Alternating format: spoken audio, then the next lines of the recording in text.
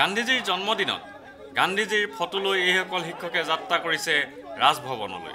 গান্ধী জয়ন্তীৰ পবিত্ৰ ক্ষণত শিক্ষকসকলৰ বিভিন্ন দাবী পূৰণৰ ক্ষেত্ৰত ৰাজ্যপালৰ হস্তক্ষেপ বিচাৰিছে অসম শিক্ষক কৰ্মচাৰী ঐক্য মঞ্চই।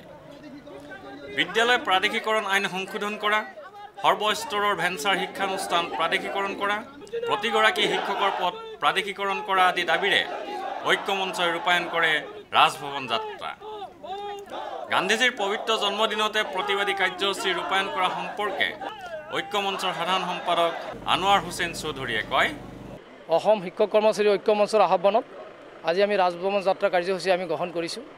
অসমৰ সৰ্বস্তৰৰ ভেঞ্চাৰ শিক্ষানুষ্ঠানত প্ৰাধিকৰণ আইনৰ আওতালৈ আনি কৰ্মৰত প্ৰতিগৰাকী শিক্ষক কৰ্মচাৰীৰ পদ প্ৰাধিকৰণ কৰিব লাগে, এইটো আমাৰ মূল দাবী। লগতে দুৰ্গা পূজাৰ আগত ইতিমধ্যে প্ৰাধিকৰণ হোৱা নিযুক্তি পোৱা শিক্ষক কৰ্মচাৰীসকলক দৰমহা পূৰ্ণ পৰ্যায়ৰ দৰমহা বকেয়া সহ আদায় দিব লাগে। সেই দাবীতেই আজি আমি ৰাজভৱন যাত্ৰা কাৰ্যসূচী গ্ৰহণ কৰিছোঁ। আজি মহামানৱ মহাত্মা গান্ধীৰ জন্মদিন আৰু মহামানৱ মহাত্মা গান্ধীৰ জন্ম জয়ন্তী আজি আমি অসম শিক্ষক কৰ্মচাৰী ঐক্য মঞ্চৰ তৰফৰ পৰা কেন্দ্ৰীয়ভাৱে আমি আহ্বান কৰিছিলোঁ আৰু কেন্দ্ৰীয়ভাৱে আমি পালন কৰি আমি সকলো একগোট হৈ তেখেতৰ প্ৰতি সন্মান জনাই আমি আগবাঢ়ি আহিছোঁ ৰাজভৱনলৈ। ইতিমধ্যে ৰাজ্যপাল মহোদয়ে আমাক মেছেজ পঠিয়াইছে, 5জন মানুহৰ লগত তেখেতে আলোচনাত বহিব। গতিকে আমি 5জন মানুহ আধা ঘণ্টামান পিছতেই তেখেতৰ লগত গৈ পেলাই আমাৰ দাবী সম্বলিত স্মাৰক পত্ৰ আমি প্ৰদান কৰিম। আৰু তেখেতে যিখন আইন তেখেতৰ শ্বহীদ আজি অসম ভেঞ্চাৰ শিক্ষানুষ্ঠান পদ প্ৰাধিকৰণ আইনটো গ্ৰহণ কৰা হৈছে, চৰকাৰে গ্ৰহণ কৰিছে।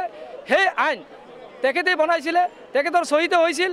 সেই আইনত যিখিনি ক্ষতিকাৰক ধাৰা উপধাৰা আছে, সেই ক্ষতিকাৰক ধাৰা উপধাৰাসমূহ তৎকালীনভাৱে সংশোধন কৰাৰ বাবে আমি দাবী উত্থাপন কৰিম। আৰু দুৰ্গা পূজাৰ আগতেই বকেয়াসহ দৰমহা দিয়াৰ দাবী আমি উত্থাপন কৰিম।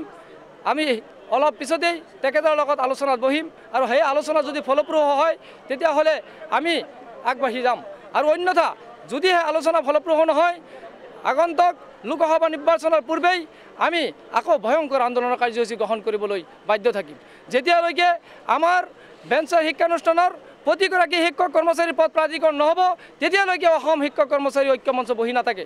যেতিয়ালৈকে অসমত প্ৰতিষ্ঠিত ৰাজহুৱা খণ্ডৰ ভেঞ্চাৰ শিক্ষানুষ্ঠানৰ এখন বিদ্যালয় বাদ থাকিব বা এজন শিক্ষক কৰ্মচাৰীৰ পদ প্ৰাধিকৰণ নহ'ব, তেতিয়ালৈকে অসম শিক্ষক কৰ্মচাৰী ঐক্য মঞ্চই সংগ্ৰাম চলাই লৈ যাব।